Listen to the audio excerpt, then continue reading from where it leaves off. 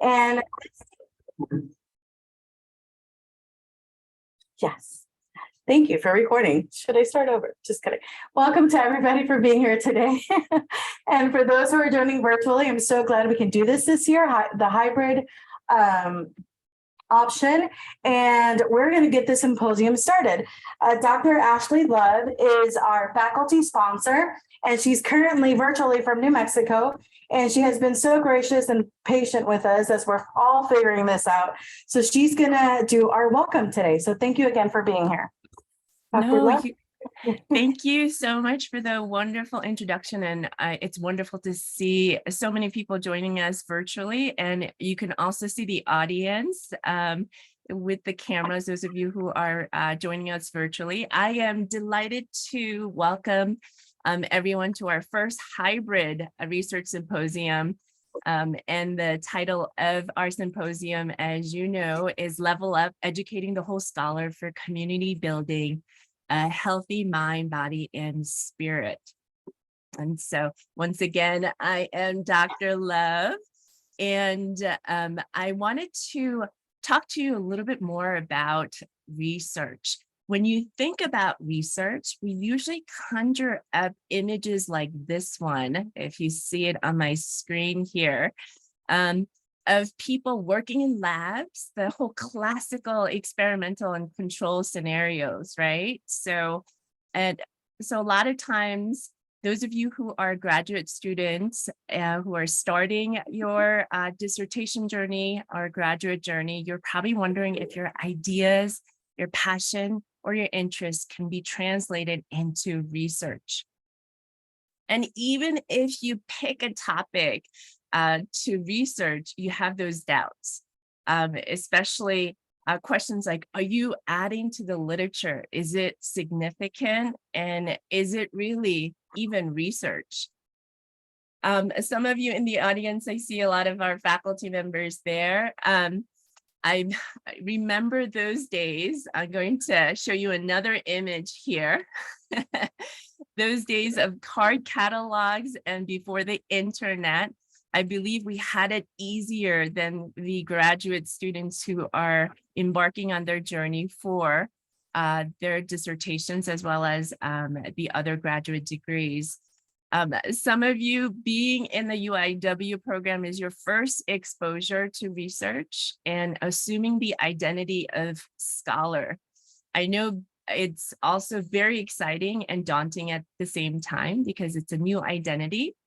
And like I said, being a graduate student now, I believe, is more challenging than it was before, just because of the rapid advancement in technology, as well as information right at the tip of your fingertips. So for example, if you put your research topic in Google search or Google Scholar, sometimes you get hits like 2 million hits and you feel overwhelmed. And so, and a lot of times, sometimes you get discouraged to figure out whether or not you are doing something meaningful. However, I'm here to tell you that your interests, your research that you are interested in, and maybe you are involved in, does matter. You have unique perspective, you have experiences that no one else has experienced. So you are able to conduct the research or even similar research in a different way, or different research question to address some of the issues in our school, in your community, as well as the nation. Create or revise policies that impact our practice, as well as even address some of these social injustices that we are seeing in the world right now. And so today, in our research symposium, you're going to see a lot of research ideas, research proposals, and even completed research that are done by your colleagues in the program. They range from leadership, financial literacy, gender, culture. I could go on, international, domestic work with schools, pandemic, teaching, online teaching, to name a few. And I want you to have an opportunity in this research forum to gain a nugget of wisdom, to spark that innovative idea, also find your potential collaborators, and also find a community who can support you to level up and create that support to help you to sustain your energy to finish your research and enjoy the whole graduate school process. So in order to create this healthy scholar, we have to focus on our mind, body, and spirit. I know you're going to be able to feed your mind today with the podium presentation that is focused on leadership and financial literacy today. Physical, I'm not quite sure because many of us are going to be sitting down for many hours. So that's an iffy, but I'm sure that all of us will be able to feed our souls with a very innovative research and things that our colleagues are doing to gain perspective. So I hope you enjoy today's podium presentations and a wide array of presentations that you'll see today and also tomorrow all day, along with those of you who are joining us in person. There's food, I am very jealous, and drinks, and also you'll be able to interact in person as well. And I'm looking forward to connecting with all of you during and also after the symposium. So enjoy, and I'm going to pass the mic over to Melinda again. Thank you. Yes. Thank you for that, Dr. Love. So to continue on with today's date, we have Dean Stout. She has been in the field of education. For those of us that don't know, though I'm at the end, she has been in the field of education for 35 years, and she is the dean for the DeBrey School of Education. So thank you for coming up and being here today.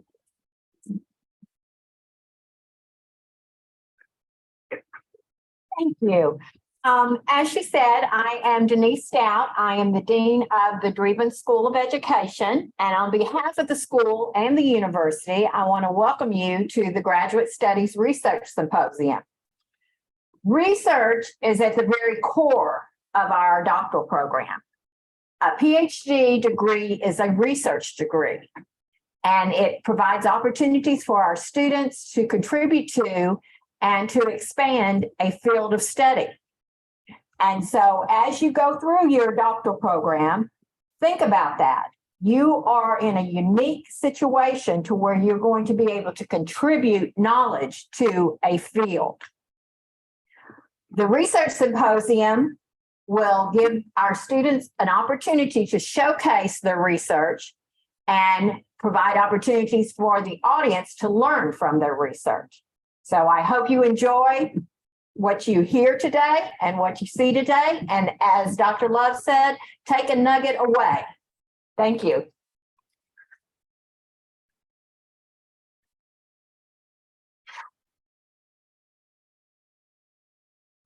Thank you, Dean Stout. For our next presenter, we will have our keynote speaker will be Dr. Alfredo Ortiz. Yes, you're up. And Dr. Ortiz is a professor here at the Dreeben School of Education. I know our school of education. And most of us know because he is the action research guide. So among many other things, but has definitely been one of the main leaders of that mindset here. And so welcome, Dr. Ortiz. Thank you. Did you need me to say more? Yeah. He's from New Mexico. He loves going out and coffee and beer, right? Coffee. Coffee. Yes. He's. I'm gonna get the PowerPoint slide up. Okay. Yeah, thank you. Thank you. I guess my identity must have changed because I remember vividly, like 7 years ago, Dr. Stout saying, "You're the qualitative guy now." And so I guess I've been able to wiggle out of that. Yeah. Yeah, it's okay. Everybody say my stuff. It's okay. I may have just sent you the presentation at the last second, and I have it here, but I need to be able to read some stuff from my screen. So, all right. Thank you all for coming. And I guess we have a lot of people online. And I know that the focus of today is on the whole scholar. And I am going to talk about that, but I want to talk about the whole scholar a little bit more in terms of paying more attention to what is the nature of the work that we actually do. So, and thinking a little bit more about when you do community engaged work, what are you actually doing? And is that research? What part is the research? And if the things that we end up finding ourselves doing, which I'm going to use a metaphor of 500 hats, is wearing 500 different hats to really manage complex situations and try to get something done that both generates meaningful knowledge, but that also contributes to change. How many of those things that we actually need to be good at are we being trained for in our programs, in all of our programs, in doctoral education, master's degree education, period. This is tied to another project that I'm going to be working on pretty soon, a chair called General McDermott Chair. And this, I'm going to give a little bit of some of the logic behind this thinking to get us all excited about how we can contribute to some additional types of education that complement our formal education so that we can actually be prepared to do the work that we do in the field. I'm looking right now at two guys who just did their dissertations in police. And a lot of the things I'm going to share, I think, are going to resonate with them and with many of you when you start to realize, oh, this work is way more than doing interviews. This work is way more than the things that we were taught to do. Oh, my goodness. Okay, that guy's put on some weight in the last few years here at Incarnate Word. The camera puts 30 pounds on us. I think we can agree with that. 30 pounds. 30 to 40 pounds, maybe. He's looking at my. Oh, okay. All right, are my slides? No, not yet. I apologize. I could plug my slides into it if I needed to. No, if I can get this open, I will get it. And just on time, I have a total of 30 minutes. Is that correct? We're ahead of schedule, so, well, maybe I should not have said that. You have 30 minutes, 20 minutes. Yeah, but it is a job hazard as a professor. You're paid to speak, right? And then you start thinking that maybe everything you have to say is worth saying, and it's not always. We just sometimes go on and on. But anyway, I'll get started. So, the talk is called "What Does It Mean to Be a Scholar When Working with Community-Based Research?" And it'll come up on the screen here soon. But and I'm going to talk about three kind of subtopics, which is 500 hats, the missing training, and I'll just do it here too, and the whole scholar. Like, how much of the things of the engagement is the research versus the narrow moments when we actually collect data. And I use this picture. This is a picture from a process that I was part of in Peru for many years, actually. This is well after my PhD. Here's a version of me, former self right there. But it was a project that we worked on over about 3 years to help transform a Belgian NGO's ability to design its funding opportunities in line with what the communities that they were serving actually wanted and needed. So this Belgian NGO, they wanted to attach their grants that they would give out to a lot of different nonprofits in southern Peru. They wanted to attach it to, they wanted those NGOs to feel like when they got this money, they had also been part of designing what the fund was about in the first place.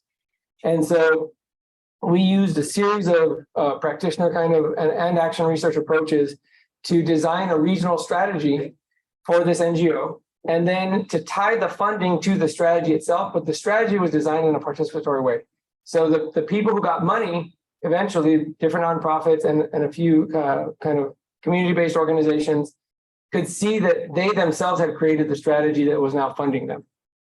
And we did a lot of action, workshops, accompaniment, joining in protests when some of them, when things were occurring, because these organizations are helping to protect communities who are affected by mining in southern Peru.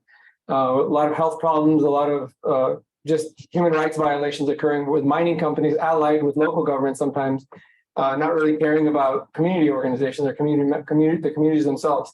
And so we worked with this organization to design this funding strategy in a participatory way where the people who would receive the funding would be the ones designing their own project. And I like this picture, it's a collage, because it shows a lot of things that we were doing along the way.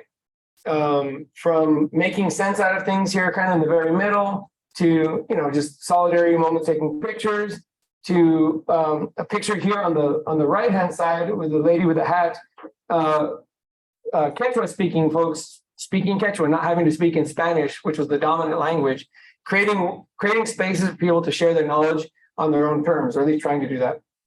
And so my question is this research? The answer is yes, by the way, but is it what you think of when you think of research? How much of the creating of the environment, the relationship development, and the sense making is the research compared to the traditional moments that we tend to think of as research? So we go to the next slide. So just some questions that I'll continue to explore through this talk. What is the nature of community engaged research? How do community-based and action researchers engage? Sorry, what hats do community-based and action researchers wear when they engage in community-based research? Have some editing problems here. And why is it important for us to understand all the in-between moments as research? And how should that affect the way we think about our training? So what is the work itself? Thinking about the work that many of you have already been doing, you with financial literacy, Michelle, a lot of stuff you've been doing with the parents of kids with autism, in Belize, with the schools and the government and the U.S. government. Brother Patrick, some of the stuff you're doing now with both your problem of practice in class, but also your writings on Immanuel Kant, etc. What part of what we do is the research? Of all the time you spend engaging communities, people, projects, ideas, how much of that is done in the formal research moments, and how much of that is relationship development and all the other things that we do? And should we be documenting that relational space and those relational moments? Oh, sorry, all that was on the next slide. So I just have 3 images here to kind of think about that. Like, what is the research? And so, I put a little bit of stereotypical lab-based research up on the upper right-hand side. Down here on the bottom, a service design approach with more of the, Post-it notes, facilitated brainstorm type of working. And then just an artist communicating something to audiences with his juggling on the beach. Of all the things we do in the field, what is research? But what is the work itself? What do you spend time on when you're actually carrying out a dissertation or other type of research project? So what is research at the end of the day? And let me go to the next slide. And it may be helpful to think of that question, what is research and what do we do, along the different phases of a project. This is an action research cycle from, we adapted this, Mary Brad Miller and I adapted this from Barbara Israel and her colleagues. But as you think about the phases of your work where you're forming the partnership, or maybe you're just trying to figure out how to engage gatekeepers to get to your sample, if you want to think of it that way. But as you're forming the relationship to just have access to people's knowledge so that you can do something with it, what is research? What is that process of developing those relationships? As you're doing early, maybe pilot work and really trying to figure out even what is this research about, right? Assessing community or partner strengths and dynamics. What part of that is the research? And then as you develop research questions, you go to the third one on the top, eventually design what it is that you're going to do with people because you want it to be meaningful. Getting to a point here on the bottom where you're feeding back, you're creating reports or videos or the different ways that we can communicate knowledge. And then maybe in a more formal moment of translating and presenting research findings, what are all the things that you're actually doing to make this happen? And what part of that is research? Go to the next slide. A lot of my examples are going to come from the world of participatory research and and action research.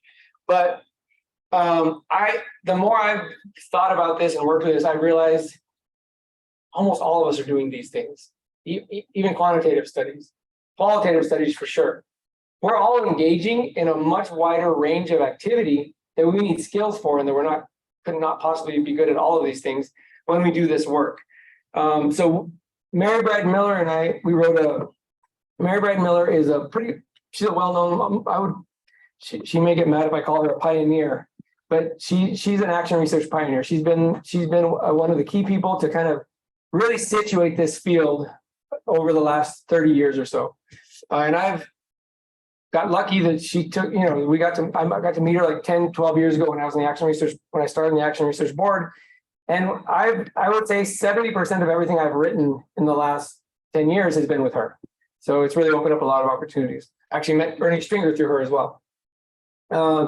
So these are a bunch of things that we have found ourselves doing when we do engage in participatory work or what we call research or action research.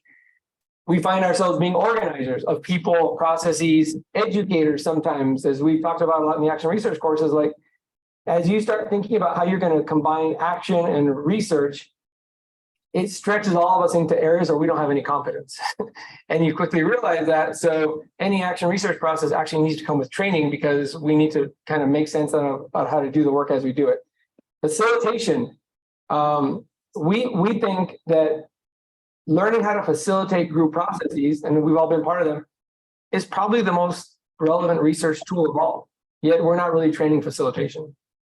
Obviously, some data analysis, but then advocacy. For those of us who care about research not just sitting on a shelf, how are we turning it into other forms that we can use to actually influence people? I'm not going to go through all of these. You can see there's coffee maker, there's pot stirrer, translator, friend. These are just things that we found as we started reflecting on, when we do the work, what do we actually do? What is the work of research and what is the work of action research? So you guys will have your own answers for that. If we have more time, I would be engaging a little bit more and asking some of your examples. If we have time at the end, I will. You all know I love to lecture all the time.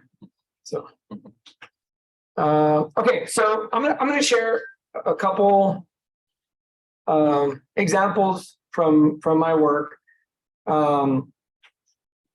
to kind of illustrate some of the things that you end up engaging in when you're doing this kind of work. So, we are now 5 slides ahead. No, we're not. Just 2 slides ahead. Okay. So, yeah. So the first story is kind of whose action research is this anyway? And it's a little episode that occurred in part of an action research process. This one was part of my dissertation a while back. And this is one of the 3 organizations that I did my action research project with in my PhD dissertation with. In my university, it's a little different with the US system. We had to do a full year's worth of field research. So that you had to literally dedicate a year to doing research. Now, that's the hard part. The compensation for that is we don't have to take any classes. This is the first time Dean Stout is hearing this. Had she heard this 7 years ago at the hiring moment, we may be not having this conversation right now, but they're called research intensive PhDs. And that's what I did. And it's all, we can talk about some other time. One of the 3, so I did 3 full action research projects, 2 in Peru and 1 in Ecuador over this period. And my field research ended up being actually 1.5 years in the field, going back and forth quite a bit. And I used to live in Ecuador for a few years, so I had a lot of places and friends I could stay with. But this is one of the organizations I worked with called PDTG. And they were very much an activist think tank, but kind of very progressive organization that allies itself with social movement actors and indigenous groups and other movements that represent marginalized people and causes, including LGBTQ+, peasant women, a whole range. And so anyway, you can see by just the look of the types of publications, and some of these things are posters on their walls in one of their buildings. You can get the feel for what kind of organization it is. Like it's in your face a little bit, right?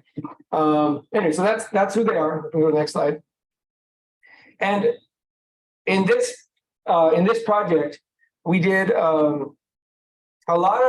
did some interviews to kind of find out what's going on, because they wanted some help to try to resolve some internal conflicts. They wanted to have a better idea of who they were as an organization and how they could quit bleeding people, because people were quitting a lot.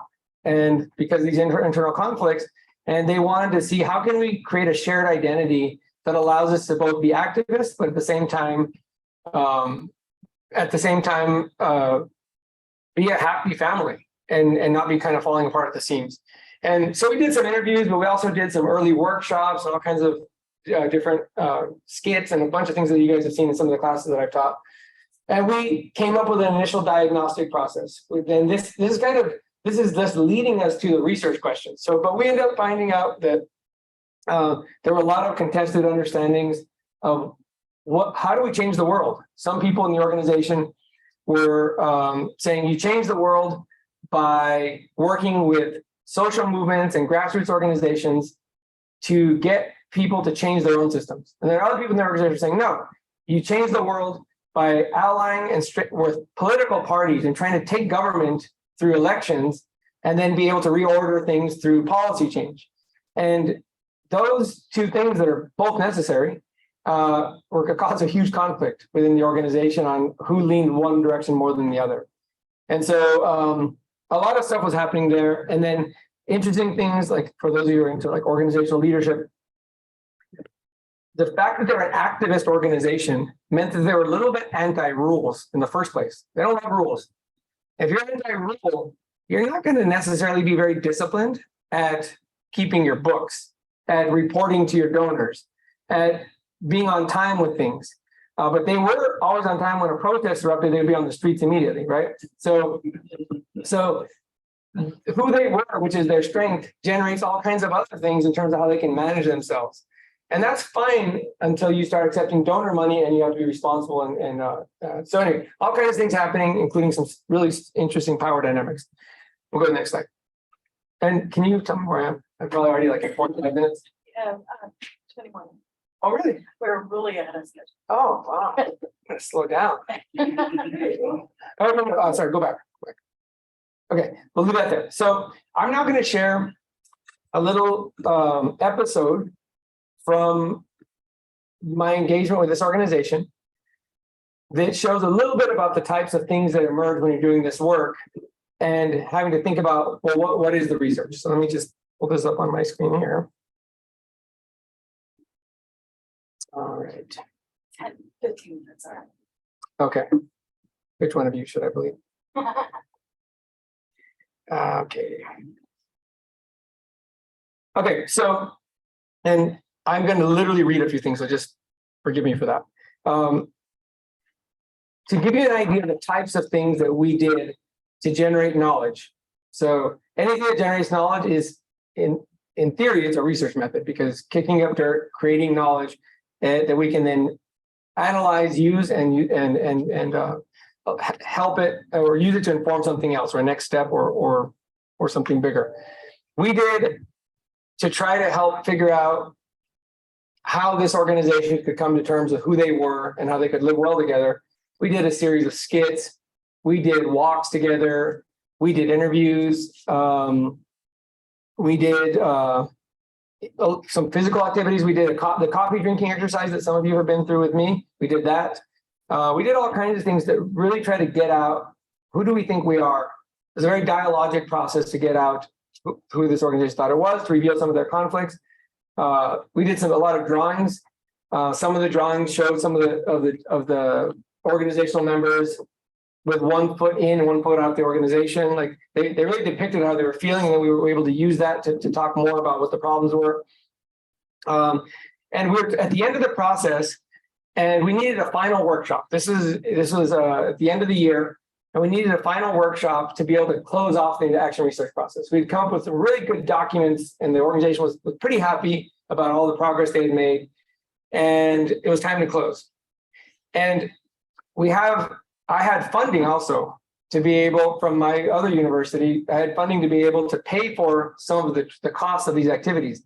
The organization was also paying for a lot of the cost themselves, but we were doing it very cheaply, like buying local food in Peru and using office space. Like we weren't spending a lot of money on the events, but even so, it did cost money to do these things.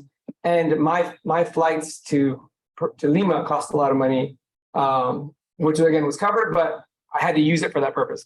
We're at the very end of it, and we need to close it off. And I get an email.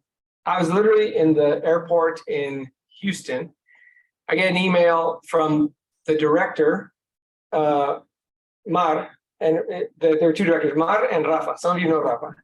Rafa is the same tall Dutch guy who was here a few months ago. I get an email from her saying, "Hey, we're so excited about the workshop. We know we need to close off this process and on other things, and we were working together on other things as well. But we need the workshop to focus on something else." And it was focused on other challenges that they were starting to have again. And so they're asking me to not be able to close off my very research project, and instead to dedicate that time and resource to something else.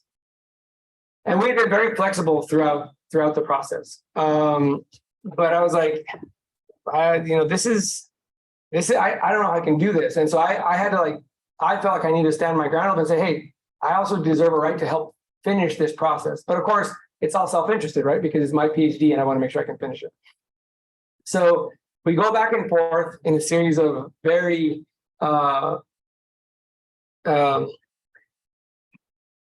emails to each one trying to get the message across that we needed to not make the change or that we need to make the change, and didn't get resolved. And I got on the plane. And so I got there and we had an initial meeting, me and Juan Carlos, which was my lead co-researcher, and then Rafa and Mar, his wife. And they just said, hey, is this action research or isn't it? Are you responsive or aren't you? How are we going to do this? And we just didn't know what we were going to do, but we knew we had to resolve it. And so we ended up going to a local bar. Maybe there was beer involved at one point. And we sat down and we're like, how do we address this? And what we ended up doing was doing a little methodological trick.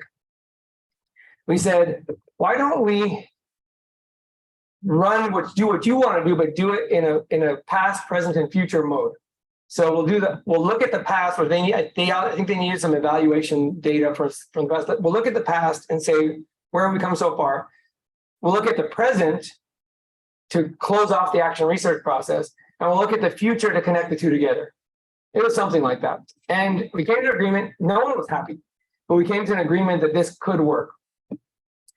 Later on, that workshop was one of the best workshops of the entire process, because we all gave in, we all kind of put our ingredients into it, and it really did accomplish those different goals.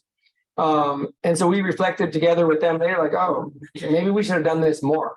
They had been allowing us to kind of run things too much without influencing it. And it turned out this was a moment of them trying to take control back of the process that was supposedly there to help them.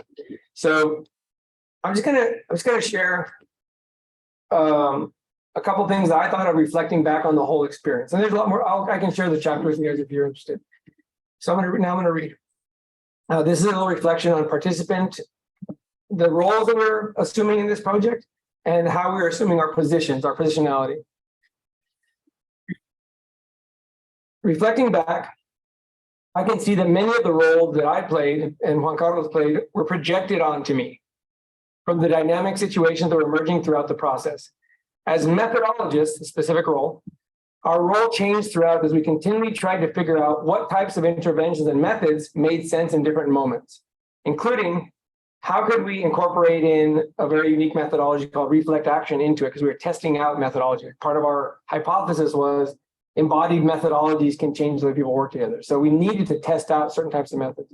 So again, as methodologists, our role changed throughout as we continually tried to figure out what types of interventions and methods made sense in different moments, including how could we use a specialized approach called reflect action. It is clear that we were being asked to not implement what we already knew. They weren't saying, come bring your dog and pony show and do what you already know how to do. They were saying, create on the fly for us. And we knew that, we understood that. It had to be contextually relevant. But we were also there to play, we were also asked to play the role of experts and traditional researchers because they wanted to get to the bottom of things. They can already do creative activities together, but they couldn't necessarily do deep engagement with data and some of the coding stuff and things that we brought in as well. We also were being asked to use another methodology called soft systems methodology, which was throwing things, making things even more complex. So another thing that we were being asked to do is to be problematizers or intentional instigators, because when we would be facilitating some of the exercises and some really interesting things would come out, sometimes they would turn to me and Juan Carlos and say, well, what do you guys think? And we'd be like, well, we think you're having a great conversation. You know, you're addressing important issues. And we kind of try to just repeat back to them what they were saying to make it more about what they're like, no, you're good for something, right? Besides facilitating, what do you guys think? And we're like, what, you sure want to, and they're like, look, we grant you license. One of the organizations, we grant you license to take off your facilitator hat and tell us what you're observing occasionally.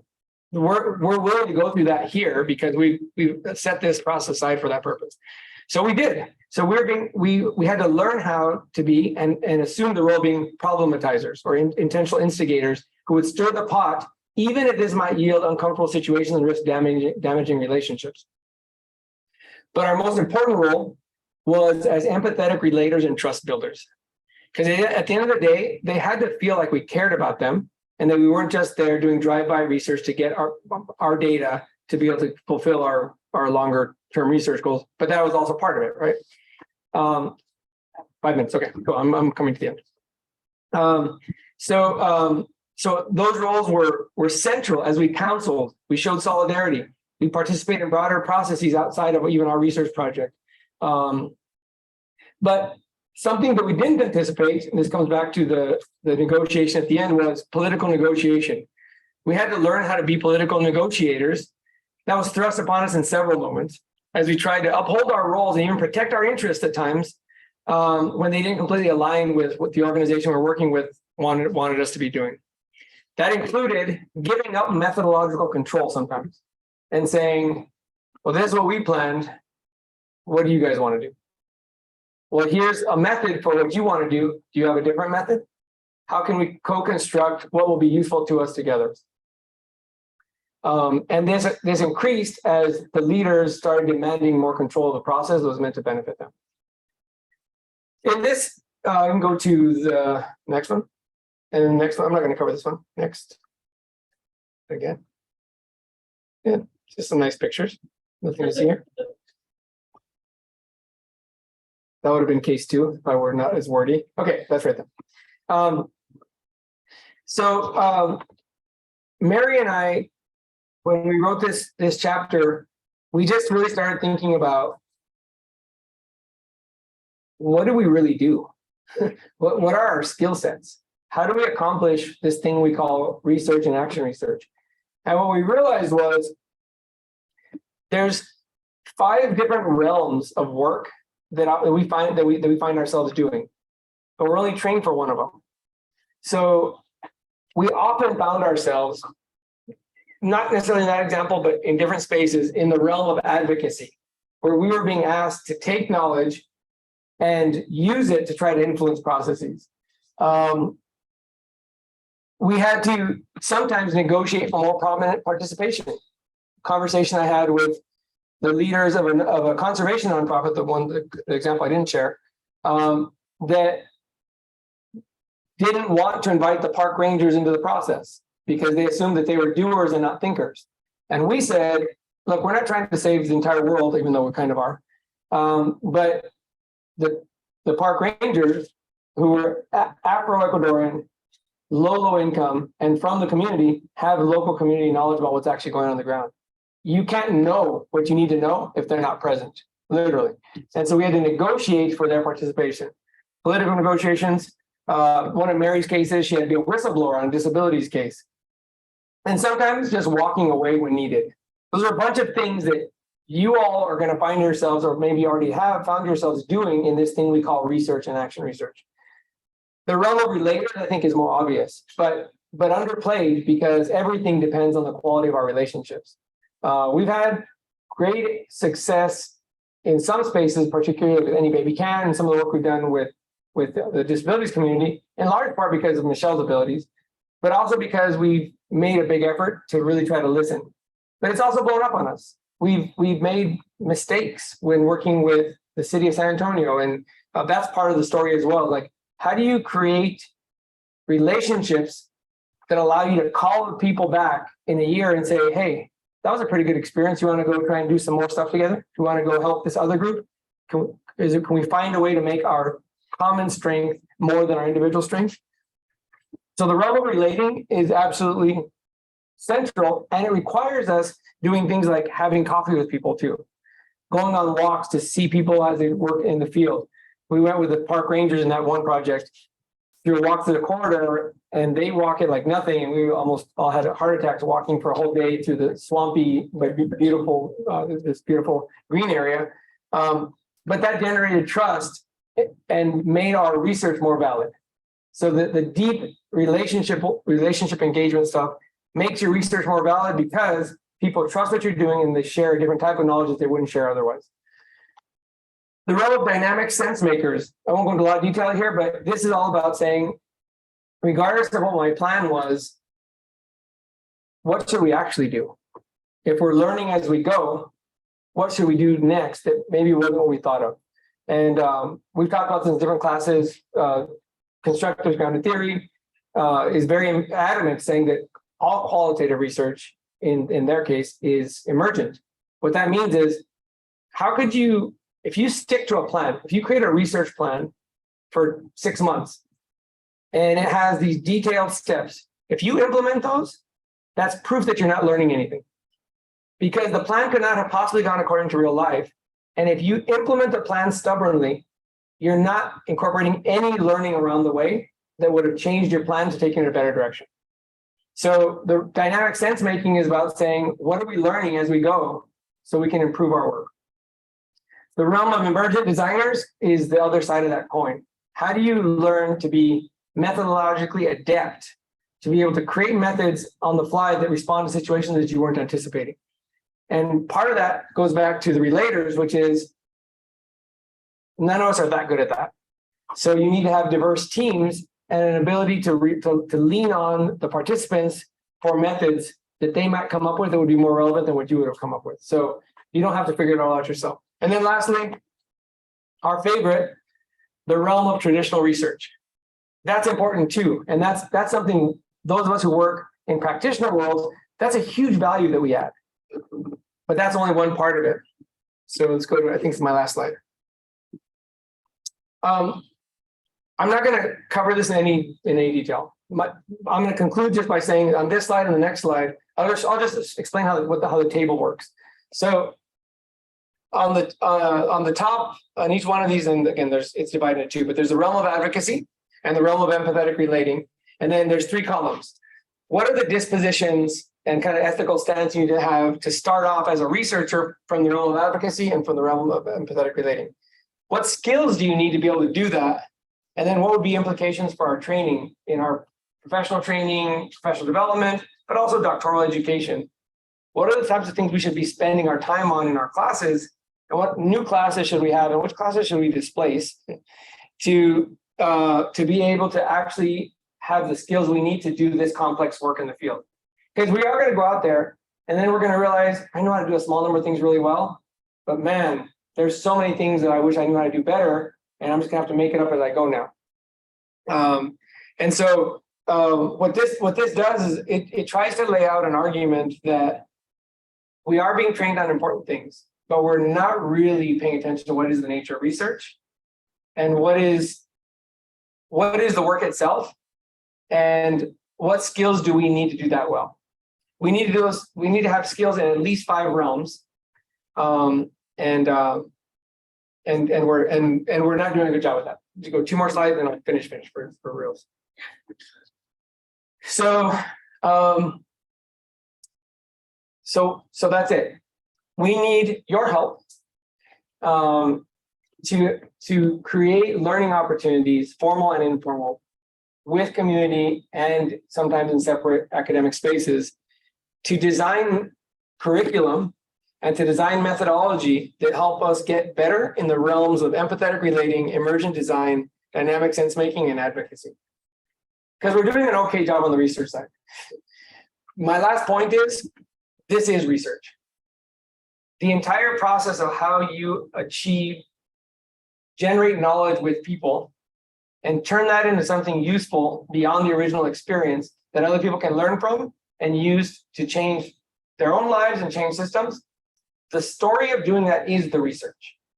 So that's why in action research, we pay a lot of attention to documenting that story as well, and not just the results that we typically look for. Last thing I'll say, this is for you, Art. One last thing is you'll see in the table that every single one of these realms, the central capacity is reflective practice. I'm terrible at reflective practice. I don't spend enough time at it, but at the end of the day, the reflective practice would lead us not only to more holistic understanding of research externally, it would lead us to more holistic understanding of how do we do all that and survive the process. How do we maybe lean more on relationships so it doesn't tear us apart and create a lot of bad habits in us when we're working so much and just trying to do too much all at once. So I need more help in that area. But I've kind of presented more the holistic view of research as it pertains to what it really looks like when you're doing it. There's another part of it, which is the holistic view of research in terms of how do you stay sane and do this in a sustainable way that takes care of yourself as well. But that's another presentation for another day.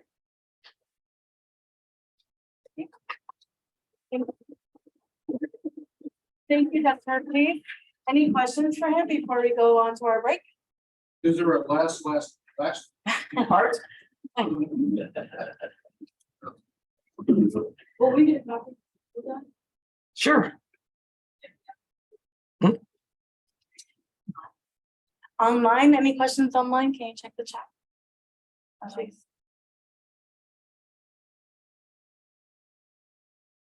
What else? Dr. Love, any questions? No. No, Dr. Ortiz, wonderful work. I love the advocacy piece for sure. Okay, perfect. Well, thank you. Thank So you. no questions. No I'm questions. gonna stop there. Okay. Yes.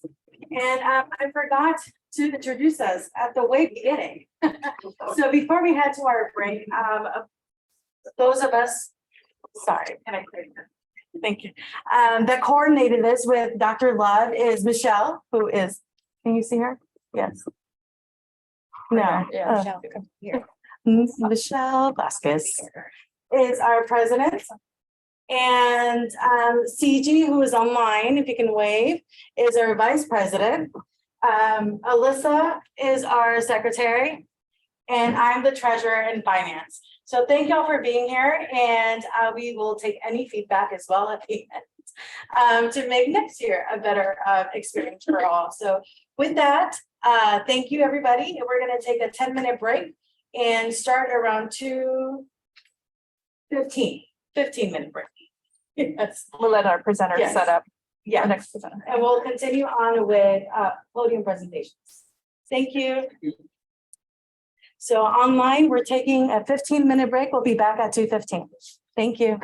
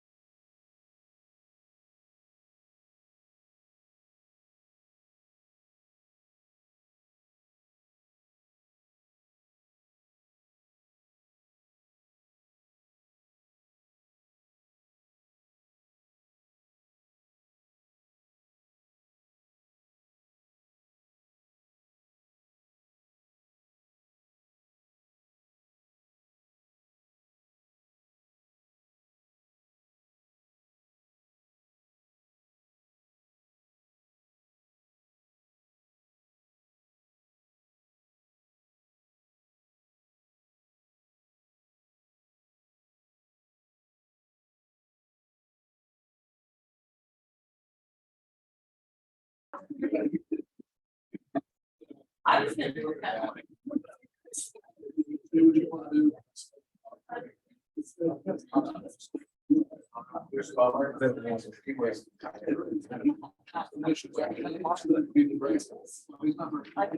Are there a lot of people already on?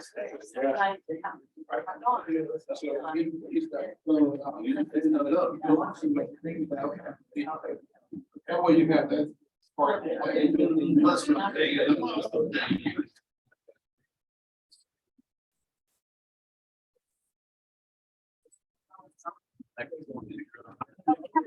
Underneath.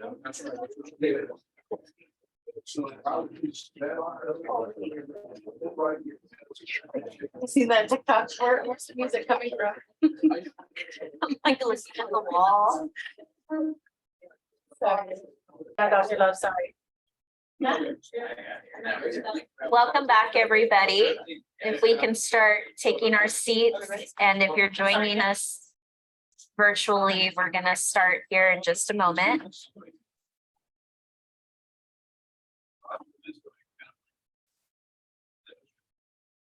At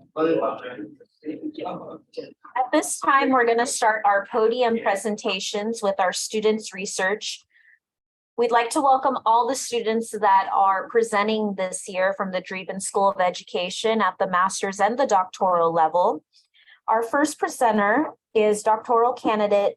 She's going to switch hats here. You've been seeing her. However, she's going to switch hats. Melinda Jimenez Perez. Her research is entitled Financial Literacy, Internal and External Factors. Please welcome Melinda to present her research.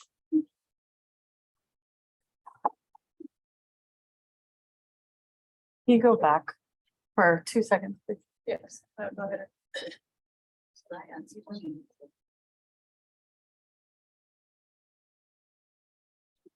Well, thank you, Alyssa, for that presentation, and hello, welcome back. My name, like Alyssa said, is Melinda Jimenez Perez. Sorry, it's habit.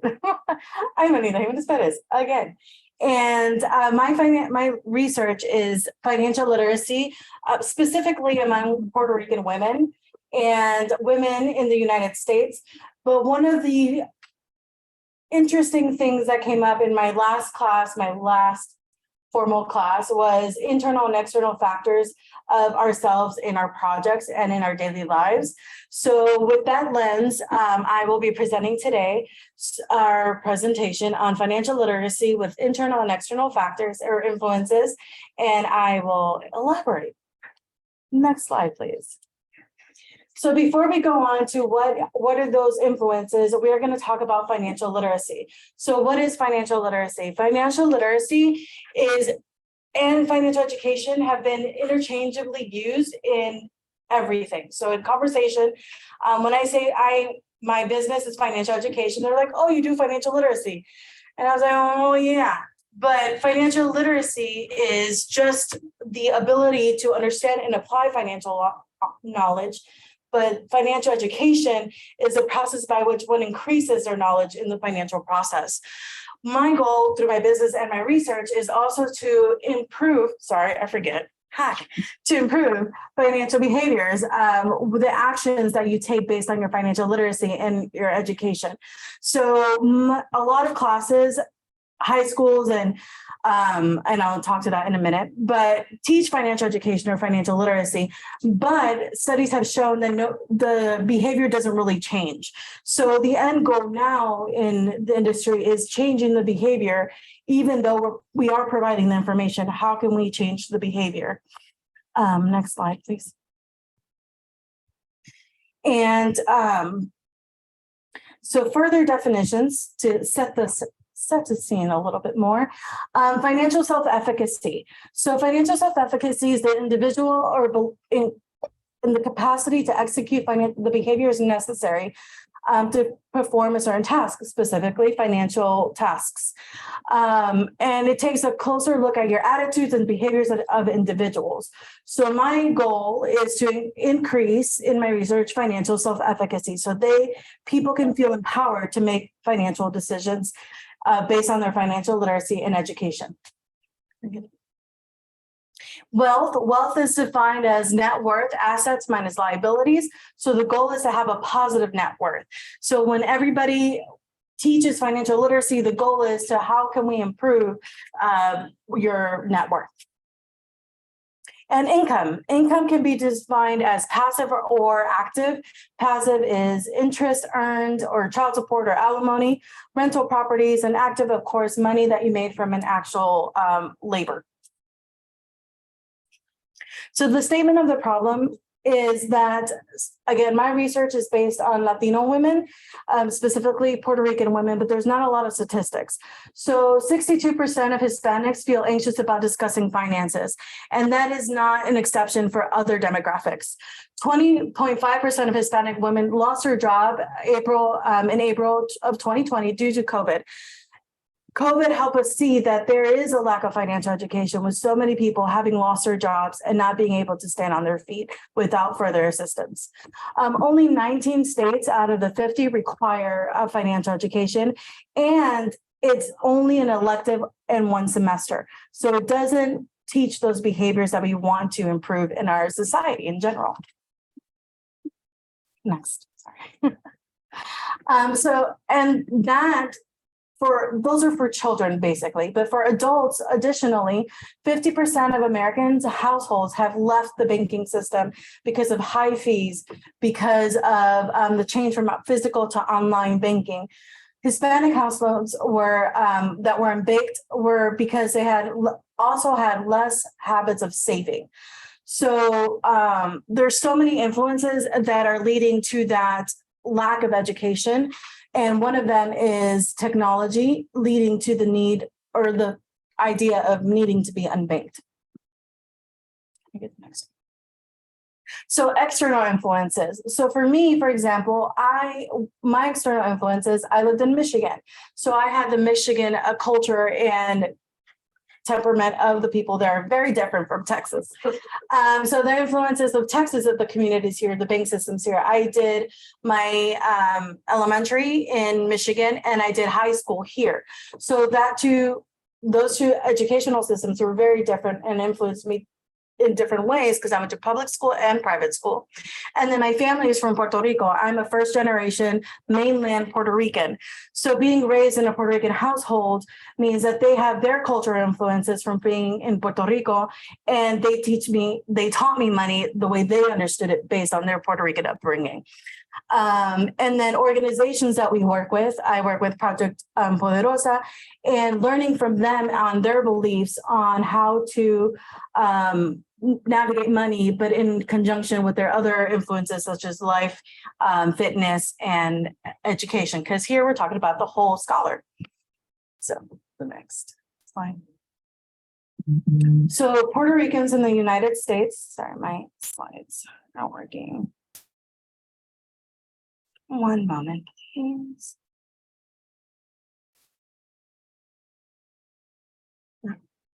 Yeah. So one of the other things that I look in my research is, thanks to Systems of Belief class, is the Hofstede insights of how these distances or these relationships based on where we grew up influence our relationship with money. So in Puerto Rico, the power distance is hierarchical. So they will listen to people who are in charge. And one of the problems that I saw working in the financial industry is because they saw someone had experience and the titles, they knew what they were doing, even though they may not have been ethical. So that is one of the problems I saw in the community, that they were like, well, this advisor told me I should put all my money in this insurance product, but the advisor did not look at the whole picture and see that they actually need to pay off some debt. So looking at the big picture is not always something what advisors do, which is what I'm looking to change. But the hierarchical mindset says, well, they were right, even though they weren't right, for the benefit of the client, or the client. The uncertainty avoidance, they're open to new ideas, which is why I'm excited that hopefully they'll be open to my business and my research. But long-term orientation is low. If you know anything about Puerto Rico, you know that there have been hurricanes. You know that there have been a lot of events that are questionable in your destiny. Like, how are things going to go in the future? So they are not very likely to plan for the future because they're like, no, I'm going to live right now. And so that's something that I'm hoping to change as well with education. Indulgence is high. Again, they want to party it up. We love to party. So that is something that we do, and we don't necessarily think about the future financially. And machismo. So again, my research is more in the Latino community. So machismo is defined as showing courage, respect, and strength. And what the culture does is that the male usually believes that he's going to take care of everything. And from a very loving place for most part. And but it leaves the women or the other members in the dark. So if something were to happen to him, he took care of them and now they know nothing. So it is not helpful in the long term. So the influence, that's a cultural influence, that's an external and also an internal influence for financial literacy. So internal influences, again, financial self-efficacy is the belief of the capacity to be able to produce specific performance, such as saving for the future, investing, and making long-term goals. The idea is that seeing people attaining the same thing says, I can do it. And one of the beautiful things about the Puerto Rican culture is like, we see someone doing better, we're like, I can do that too. And so it increases financial self-efficacy by being together, and the community grows. So an internal influence is the thought of, if they can do it, I can do it, which is also an external because they did it. But the mindset is very internal of the processing, based and influenced by culture.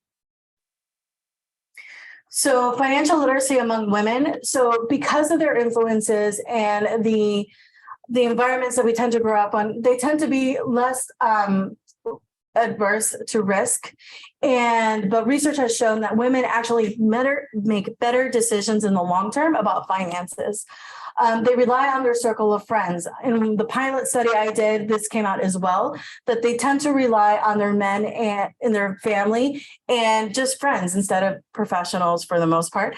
But this influence is seen in the family and their circles that they're surrounded by. And less than 40% of women, Puerto Rican women, feel confident about money. And so how can we increase this to 50, 60%? And by acknowledging the self-efficacy and the Hofstede studies. So the significance of understanding internal and external factors, it contributes to scholarly literature and ethnographic. For working in the financial industry, a lot of the information is translated to other languages directly from English and the white experience. So it's not necessarily taking account into cultural beliefs and cultural interactions. So when we go to a meeting, it's very black and white, but there's not the warmth and the welcoming that certain cultures are open to or expecting. So understanding that can help us in our research. It can help financial advisors be more open to having those communications or conversations with people of different backgrounds. And it can provide actionable steps to increase financial self-efficacy and self-sufficiency, and empower individuals to take initiative with their finances. If we can better understand that as financial professionals and educators, we can hopefully increase financial wealth in general. And then questions? Yes, ma'am.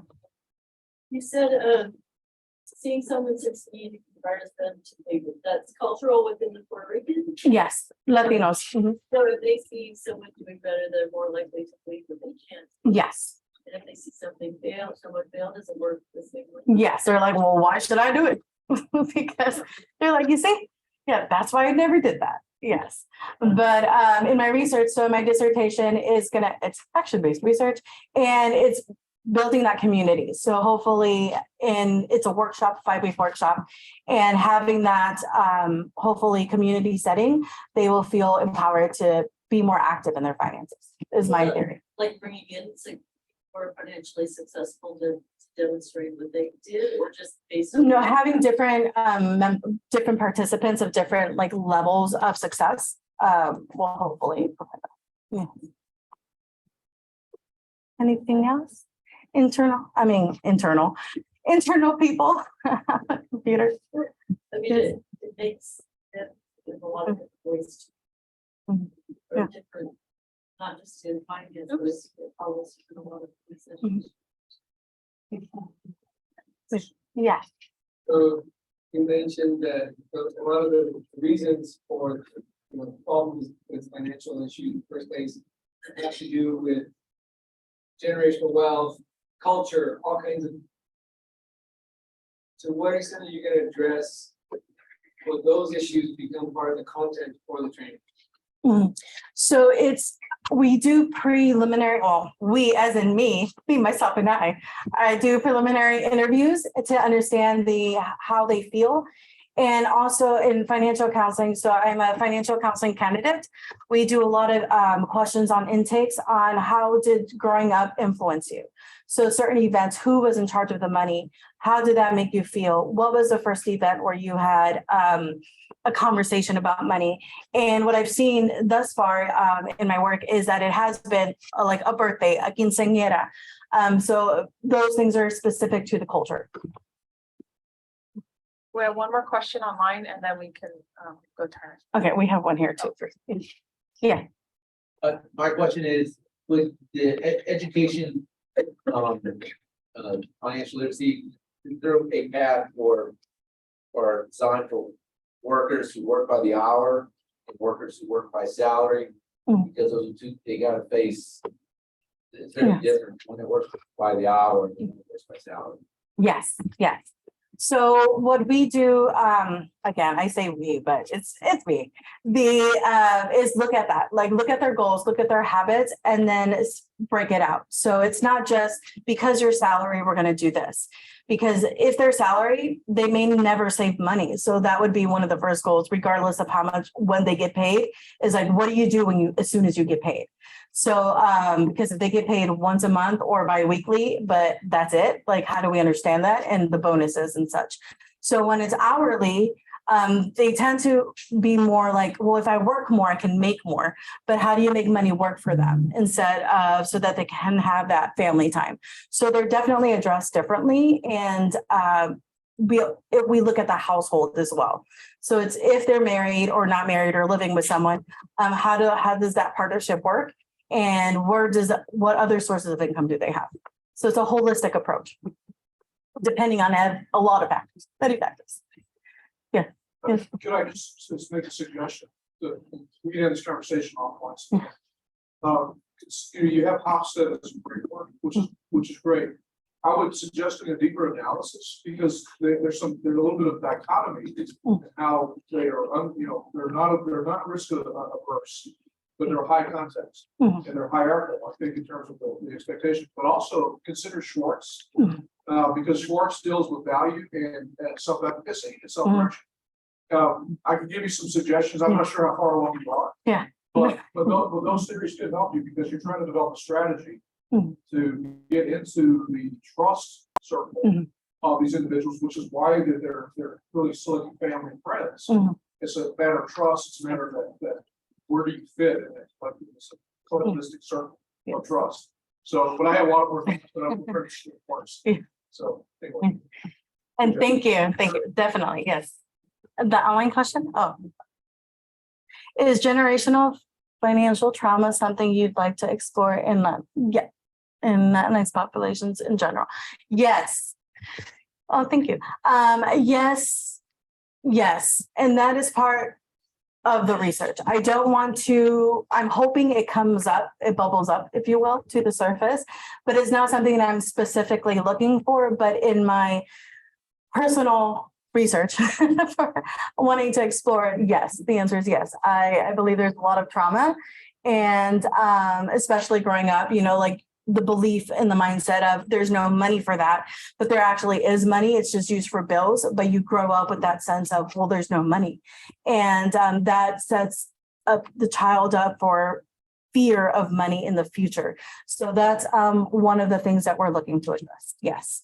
If not in my research, but in my business. Yes. Thank you, Lorena. Thank you, everyone. Thank you, Melinda. Our next presenter is going to be Ms. Valentina Rada. She is joining us virtually. It's really nice. Yes. Hello, everyone. Can you hear me first of all? Let's Yes, try we can my- hear you. Excellent. Okay, great. Let me just find my Whenever presentation you're ready, here. Valentina, you can share and begin. That's exactly what I'm trying to do right now. Yeah, good afternoon, everyone. I wish I would have been there in person, but I'm at a conference, at a project management conference in Las Vegas. I'm really enjoying my time here, but That's great. yeah, it's really fun and it's really nice outside. So I really want to I'm double pressing here, just a second. Sorry, I'm trying to socialize with other people. Okay, good. Can you see my screen? Yes. Awesome, perfect. Okay, so this is actually a research proposal, and the title is "The Project Leader on a Career Tilt." It's an organizational autoethnography about self-determination and goal setting. And before I go further deep into this research proposal, I would like to talk about some statistics from the U.S. Bureau of Labor that since 2015, there are an average 1.5 million layoffs in a month. The peak was in March of 2020 at 21 million. And just recently, probably you heard the news, Twitter and Facebook had significant recent layoffs happening. Most of these layoffs happen due to downsizing. There is research about how to communicate the bad news or how survivors of the layoff manage the balance of work and life. But we don't know how many of the employees are left to stay with their companies after the downsizing, and how do they adapt to the dramatically changing culture. Since this is a problem coming from the real world, I would like to add some personal context and my rationale for this research. I'm a certified project leader with high work ethics standards.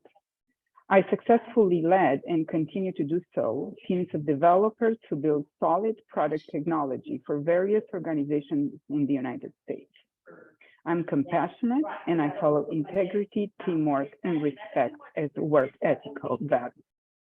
However, a couple of years ago, I witnessed a mass layoff due to downsizing at one of the organizations I work for. That experience was traumatizing enough to trigger my engagement in this research, to tell that story and to let others relate and reflect to similar experience. So let's start, as I said, this is a research proposal, and let's start with a problem statement.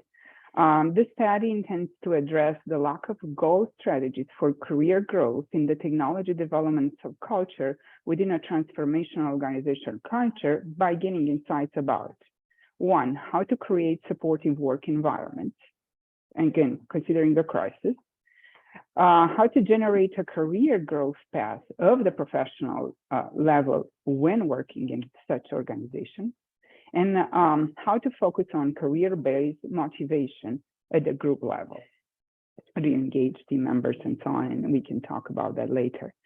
So a couple of the research gaps that I found to continue discover on this journey were the first one is the work values and behavior internalization against an attractive pay. Here, Adachi, who is the pioneer of self-determination theory, states that autonomous supportive environments are highly related to performance and well-being if equitable pay is provided.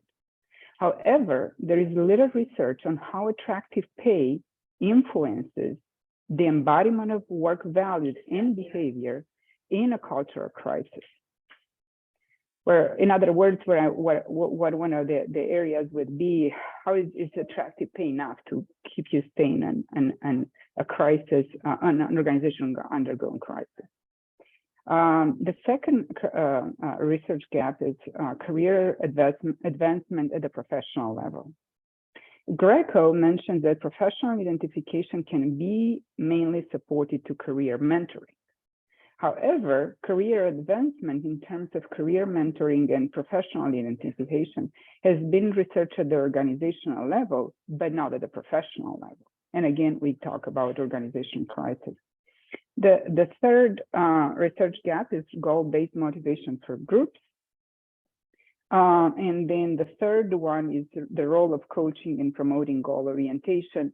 And this goes a lot on the pioneers of goal-setting theory, Locke and Latman, who support feedback, commitment to the goal, and task complexity as key moderators for goal setting.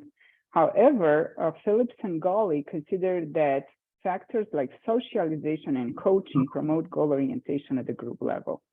And this is more, again, in a situation of crisis, because people can become very individualistic. And how do you do coaching when people kind of get afraid or tense among each other in a crisis culture? Okay, so the purpose of the study is to explore my experience of being a project leader in an organization undergoing a major crisis and the impact of the mass layoff on my personal and professional transformation. It's to examine the self through autobiographical lenses and explore personal behavior related to the changing cultural environment. The study will be based on qualitative research foundation with a focus on autoethnography as a research method. The research questions, the main research questions, and again, keep in mind this is intended to be on autoethnography, is how my career as a project leader was impacted by the mass layoff. And then what challenges and obstacles did I encounter while attempting to adapt to the organizational culture after the mass layoff?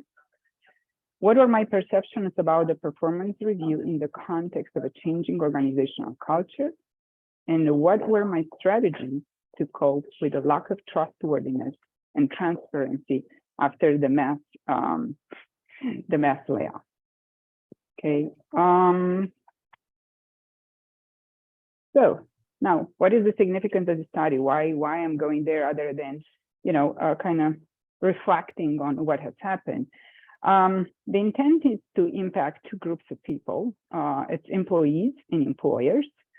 Employees in the way of better understanding the importance of investing in education, engaging in continuous learning, being financially independent, or building solid professional relationships. Be open-minded to change. Things can happen. Be ready for them. And the other thing is the employers. How do we create work environments focused on employees' emotional needs on top of the processes and policies, especially when the culture is undergoing major transformation? And through my stories, I will be reflecting a lot on the crisis I've been through, being in an environment that was kind of hostile after the layoffs. Okay. So the theoretical framework and the theoretical framework that I'll be using here, there are three main supporting theoretical lenses that I will be using, reflecting on the stories. The first one is the self-determination theory. Becci and Ryan mentioned that humans have evolved to be intrinsically driven and motivated, and at the same time geared to naturally develop to integrative processes from a cultural organization perspective. Okay, and this is how their performance is impacted. Then the self-efficacy theory of Bandura, the self-efficacy by generating higher other goals after achieving initial goals increases self-esteem and is linked to increased involvement. I will be using this theory a little bit on the opposite side, how not having certain opportunities to experience some leadership some leadership skills, I wasn't able to build a self-efficacy in this direction. Anyways, the third theory will be the goal-setting theory at Edward Locke. Performance is optimized when goals are rather difficult, specific, and measurable, given that challenging goals enhance performance with increased intrinsic motivation. And here, on top of this, I will be focusing on the poor feedback and how the performance review happened the year after the layoff. So really quick, this is my conceptual framework. It starts with the massive layoff, but it has some aspects from before there of the friendly, family-oriented culture before the layoff happened, the mass layoff happened, and then all the trauma, all the lack of trust, disorienting goals, the superficial feedback, all that drove my poor performance, low self-esteem. And then to a degree, at one point, I started thinking of how to learn new concepts and how to engage in school. And this is when I determined to go back to school. There will be some stories and reflection on how a new CEO comes on board. My improvement increases to a degree, and then at one point, my layoff happens. I will be using through all this conceptual framework, the three theories that I mentioned earlier, to use them as tools to reflect on. I will keep this a pretty short story, but there is a rationale for this slide here, because it's my philosophical view journey and how I landed to the research method that I chose. So my ontology, the way I perceive reality, comes from a relativist point of view. Reality, it will be a result of my interpretation of the changing cultural context. I will be looking for knowledge through introspection, as I was saying earlier, gain knowledge by reflecting on my experiences. And then the paradigm is the constructivist one, generating meaning from my experience and patterns of learning others, how others could embrace change. So landing in the methodology, it's the qualitative methodology, describing the culture in an interpretative, naturalistic approach of the world. The data collection will be done through words, memories, textual artifacts. So here we are. But before I go a little bit deeper in autoethnography, I would like to make a distinction between autobiography and autoethnography. Autobiography is a unique story of one's life. It's written by and about oneself. It's actually a self-portrait, and it focuses on oneself for purposes of self-representation. And you know, many autobiographies, pretty famous out there. On the other hand, when we talk about autoethnography, it's placing the self within a social context. In this case, it's organizational culture.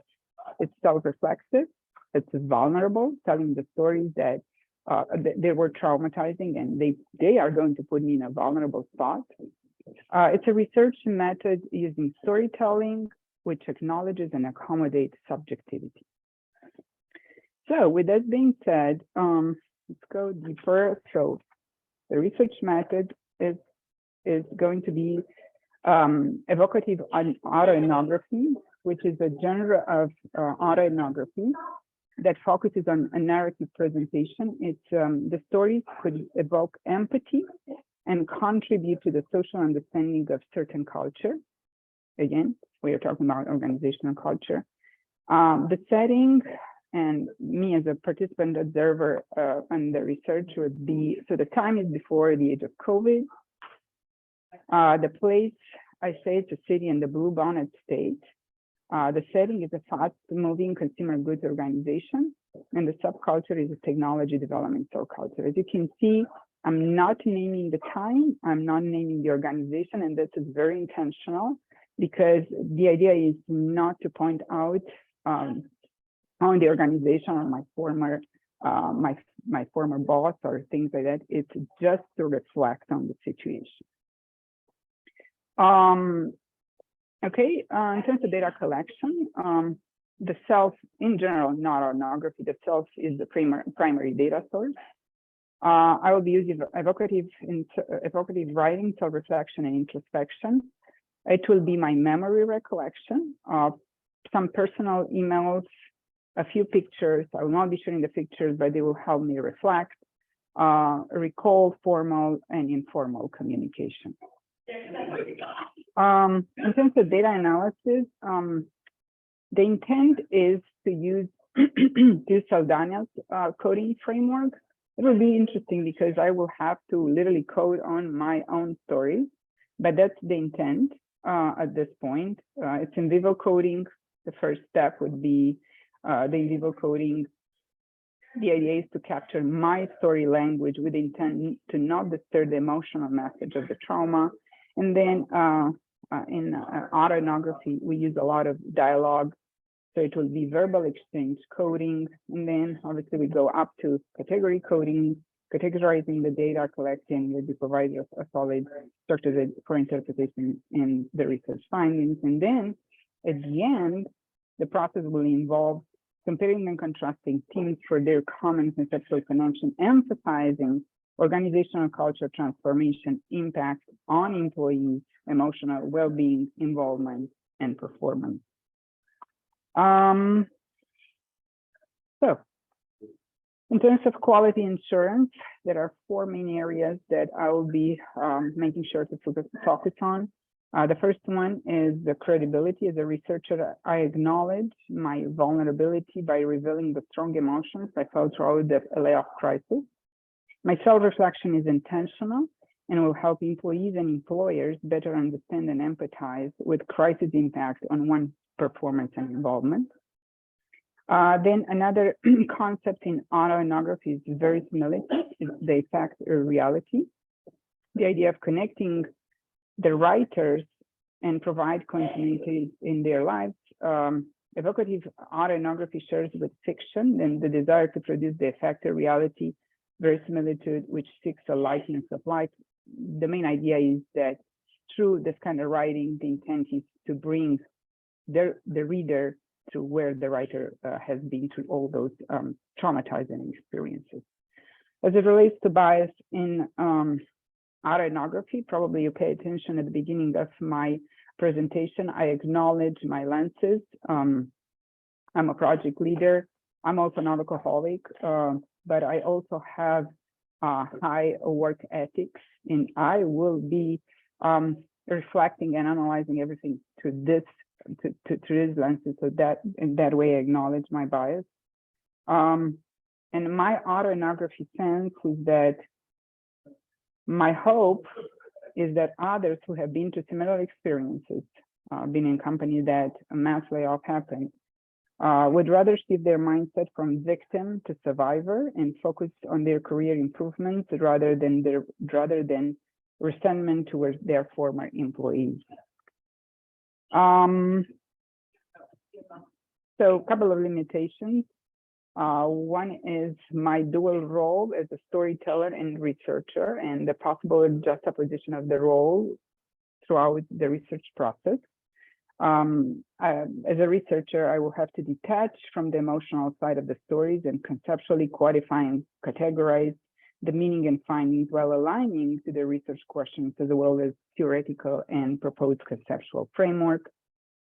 Also, memory recollection of the event could be a limitation, as well as minimal or not at all access to factual data of what has happened and what were the reasons for the layoff and things like that. In terms of ethical considerations, procedural ethical consideration, even though there are no study participants, I will seek university's approval for research by submitting submitting details about this proposal for the IRB approval.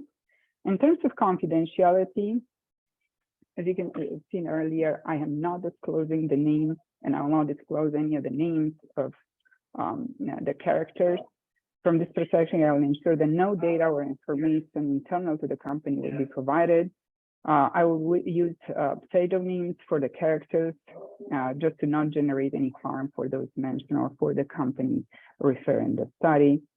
And then in terms of credibility, starting with its purpose and the entire research process of storytelling, analysis, and reporting of the findings will be probed with my honesty and trustworthiness. I think I'm going to pause here. Yeah, I'm going to stop here. I'm more than happy to hear more questions and or suggestions.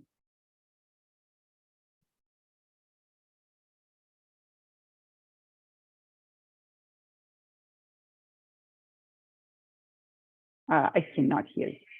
Yeah, can you unmute? Yep, thank you. Any questions for Valentina? Yes, Dr. Buck actually has a question.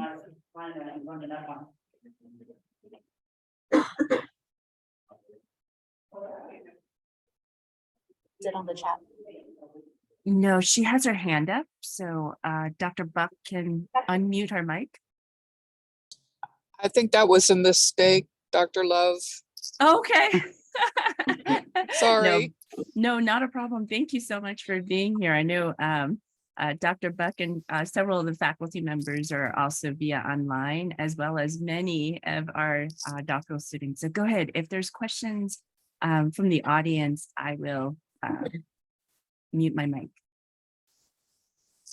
No question, just observation that's very well done.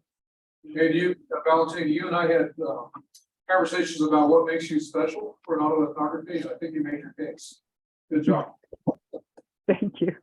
I thought a lot about it, so yeah, thank you. Thanks for the challenge. Dr. Ortiz? So, yeah, I got to read this paper earlier, so I already liked it from the beginning, but is there, you know, Bronson Edmund, who's in our action research course, he's also planning on doing an autoethnography, but he's gonna try to like really document his methodology that he's using to surface his story, so that he can use that methodology and offer it to other people to go through the same autoethnographic process as part of the change process. Have you considered doing that? Yeah, that's a great point. And actually, so my intent is not for dissertation, but for moving forward to maybe use phenomenology or even action research, but get in touch with people that went through similar experiences. But at this point, I think it's important that I self-reflect and I put the story out there, and other people, you know, you have an opportunity to relate to it. So yes, after I go to this entire process, I'm not sure about action research, because in the case of this particular situation, and I thought a lot about it, I don't know if companies going through this kind of financial crisis are open to suggestions. I've been in this situation for 1 year, and their mindset is completely on the numbers, and there are other priorities. But I'm open. I'm open to, you know, take this to the next level with a different research methods. I just want to, I guess. And it's kind of difficult for me to hear what you're saying, so I'm apologize if I didn't pick up the. No, that was it. I just want to highlight that besides you're going to produce really important knowledge, and you know, you've highlighted that, but you're also going to produce important methodology that other people could use. So I just whatever you do, see your methodology also as something that you can contribute as a result of your study. Sure. Appreciate it. Thank you. Any last questions? Thank you, Valentina, and good luck with your research. Thanks. Safe Nice travels to see you home. guys. Take care. Bye, Vegas. Dr. St. Clair says enjoy Las Vegas for all of us. Our last presenter today will be in person.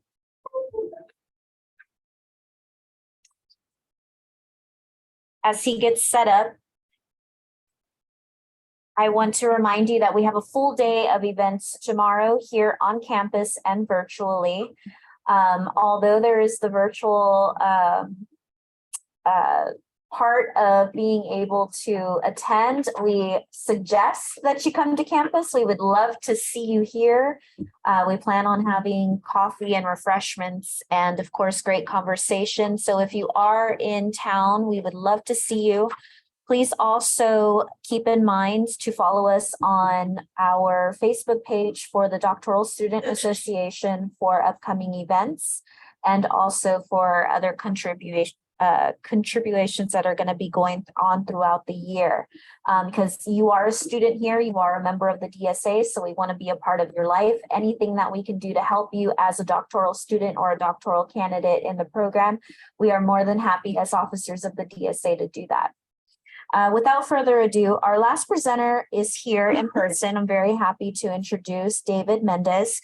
The title of his research is going to be Mass Media and the Effects on Leadership. Please welcome David.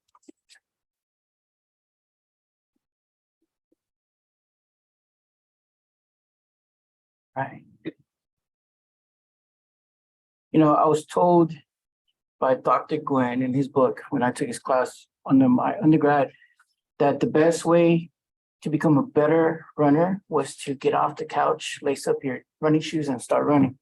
So hopefully this helps me become a better speaker because I'm not the greatest. And Dr. Sinclair, you could attest for that. You know, in class, I kind of like really stumble on my words a lot. But anyway, I want to thank, first of all, Dr. Love and the community for the opportunity to speak at the 2022 Graduate Studies Research Symposium. A special thanks to Dr. Sinclair and Dr. New for their understanding and help this semester as it proved. Sorry. Okay. Sorry. Man, I lost. For understanding this semester, because it was a little bit of challenge as I went through a personal issue. They helped me see things through different ways, taking challenges and seeing problems as a researcher with enthusiasm to continue growing and learning.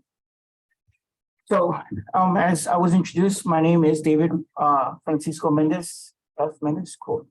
My research proposal is on the effects of media on leadership. All right, in my presentation, I will go into why should we care, my plan of action so far, and you're good. My plan of action so far, and then followed by some questions. All right, if I could start off real quick with a quick question, hopefully the audience can help me out here. But does anybody know who the first televised presidential debate was? Kennedy? Everybody says Kennedy Nixon? No, I just said. Okay. General agreement is Kennedy Nixon presidential election. But go ahead. Technical, that one. Oh. That's right. But actually it was in November 1956. Yes. And I'm going to read this because I want to make sure I get a lot of their titles correctly. It was the former First Lady Eleanor Roosevelt stood in for the Democrat candidate Aldine Stevenson, who met against Senator Margaret Chase Smith, who stood in for incumbent President Dwight Eisenhower. Now Smith, pretty much, she was a younger lady than former Lady Eleanor Roosevelt. And so she took advantage of that. So she made herself look a lot younger, choosing her clothing, her hair, and so forth. And pretty much they won that election.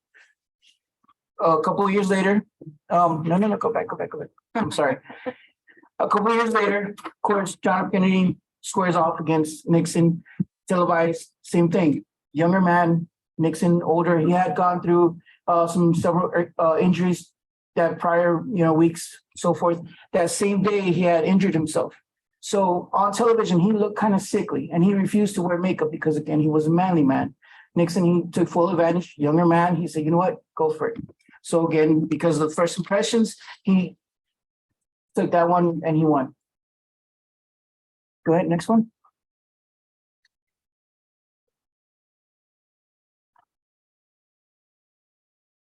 Okay, go back. All right, so, I'm sorry, one more, right there. So why should we care? As Raul, this is a hard name, Haq, and Anwar stated that leaders, politicians in this case, can only be effective and influential depending on how they perform with a certain cultural, within certain cultural forces. They also stated that national culture influences leadership styles.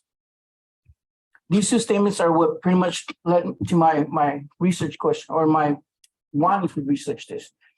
All right, now the two statements still don't answer the question as to why we should care.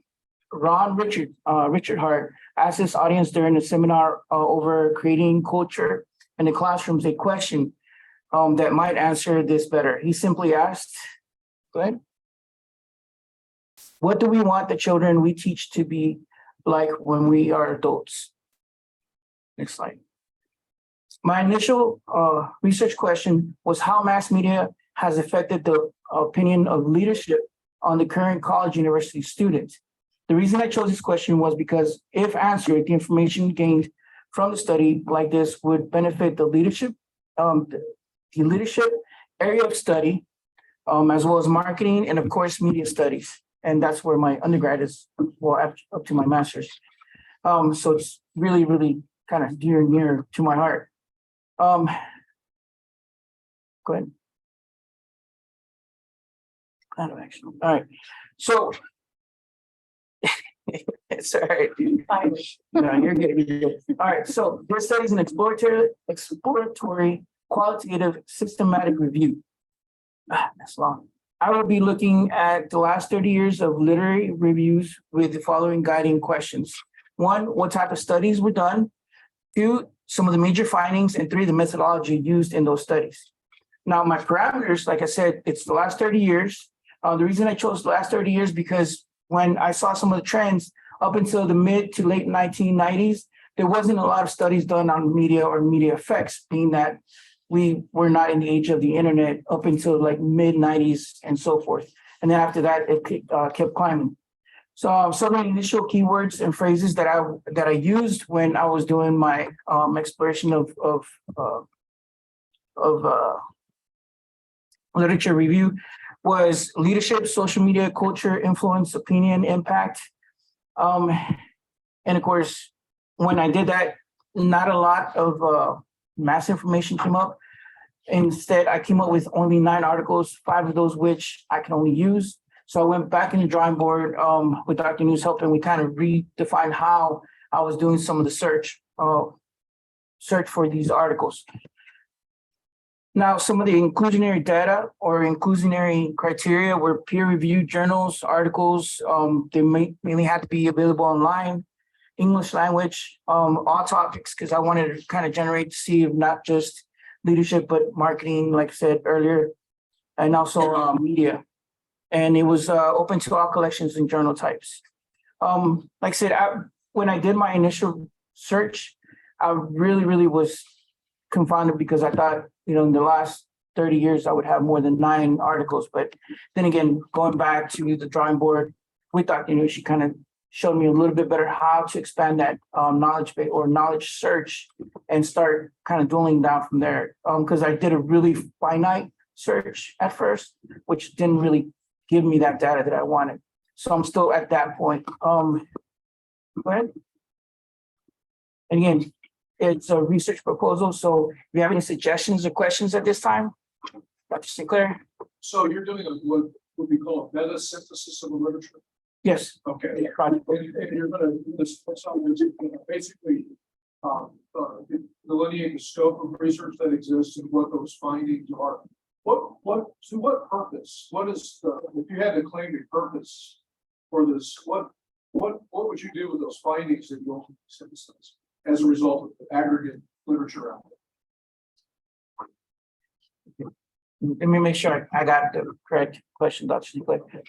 After I gathered all my knowledge, pretty much based on 3 guiding questions, Yeah. you know, the types of studies, the major findings, and the methodology used, what will I do after that? As Yeah, far so as you that's have the good. findings, and so to serve, what is ultimately going to, what are you gonna do with those findings? Right. What's your purpose then? Okay, initially, like I said, my purpose was the effects, cause and effect of media and leadership. And the finite question that I had originally was, how the youth of today kind of defines leadership based on media impact or mass media or however you want to put it. So I had to define several things first and kind of find out what the I guess initial knowledge pool was out there. And again, I found the biggest thing that I found that I didn't take into consideration was opinion leadership.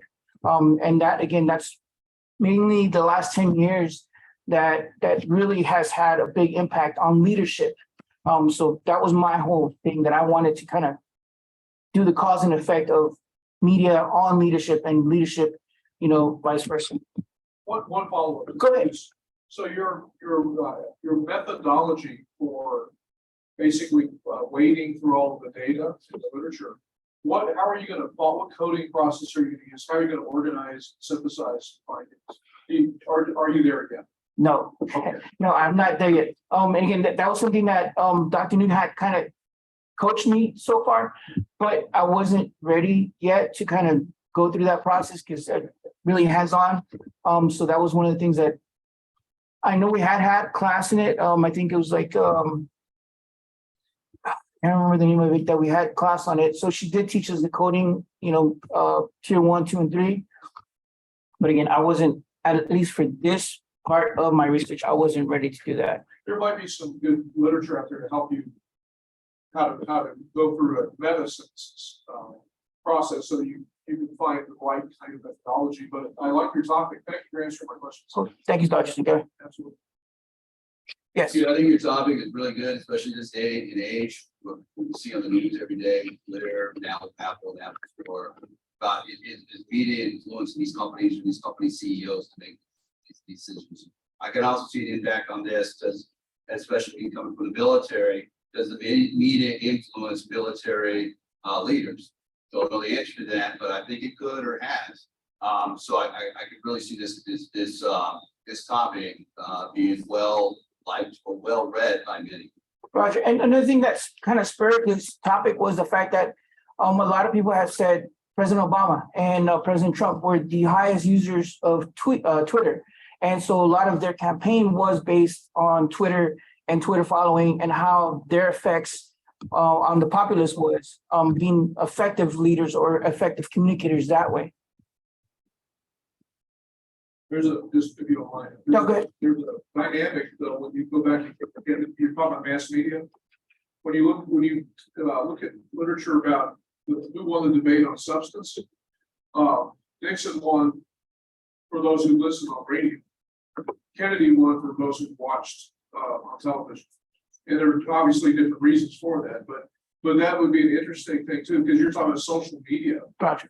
Being used as opposed to traditional television and other sources as well. So it's interesting. Just something to look into. No, thank you, Dr. Good. Yes. So, yeah, I mean, from what I've gotten to know about you a little bit, you're a media specialist in your own way, right? Like you work with digital media, you're a documentarian, you're a filmmaker, you're an author. So you play in this field. Are you planning on using any of your existing skills as a media specialist in this study? Honestly, I hadn't thought about that, Dr. Ortiz, mainly because action-based research is something that I thought I liked. Well, I do like, I love it because documentary, it has a lot to do with documentary and so forth. But with this one, it was more cause and effect. And that's the only reason why I really didn't take that approach.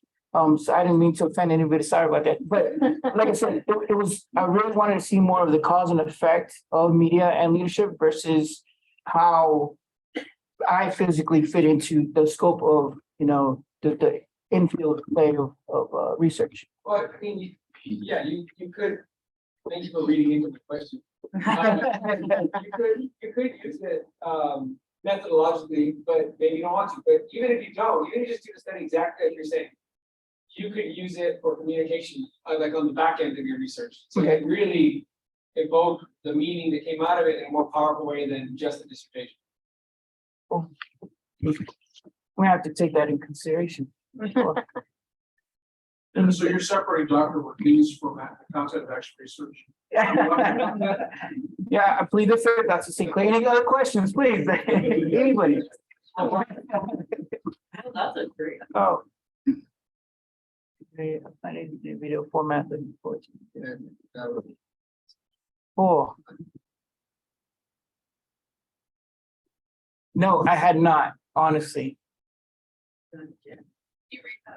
Oh, the question was, have you considered presenting your research journey or findings in a video format? Looking forward to reading this when you are when you are done with it, David.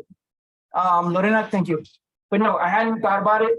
Again, I'm at the beginning of the research and it's more of me trying to figure out what I want to do as far as, at the end of my journey.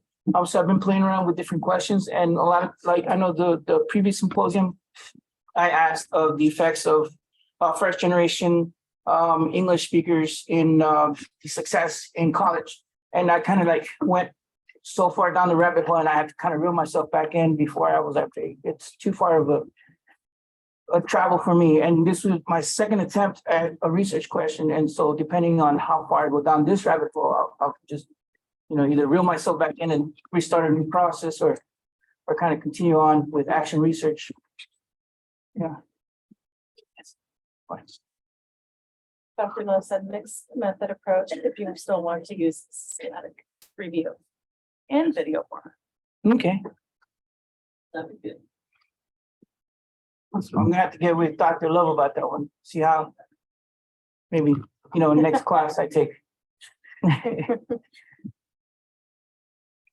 Cool. That's it. All right. So thank you very much, guys. Have a great day. Okay, just very quick. Yes, Dr. Ortiz. Another event nearby, San Diego Mount Foster, they had extra baked potatoes. And so there's 6 baked potatoes with fixings that you can put on. They're gonna be not, they're still warm, so if anyone's interested, there's 6 really great things. Another incentive for our virtual attendees to come tomorrow, because we will have lunch. There won't be baked potatoes, but we will have lunch. There's food here. We will feed you. And Jay Alexander. if you're paying Dr. Sinclair, J. Alexander sounds wonderful. So everyone here is witness to that.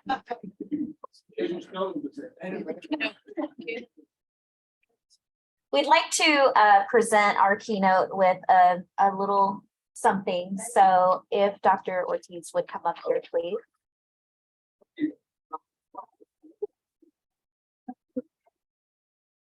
We just want to thank you on behalf of the DSA and of course, the Dreven School of Education for being one of our keynote speakers. I know I speak on behalf of Michelle and all of the DSA officers and also the faculty and the students at DSC that we appreciate everything that you do. And we are always happy to see you on campus. And one of the things, I'll speak personally for Dr. Ortiz. One of the things that Dr. Ortiz does very well is he says, hey, for example, with me, he'll say, how's the green chili stew or the mole?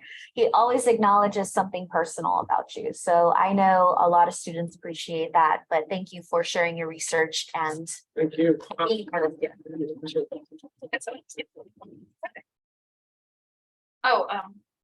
Just want to say we're closing out, but thank you so much for everybody who attended in person and online. There's we're really excited for tomorrow as well. So we would hope for you to join us.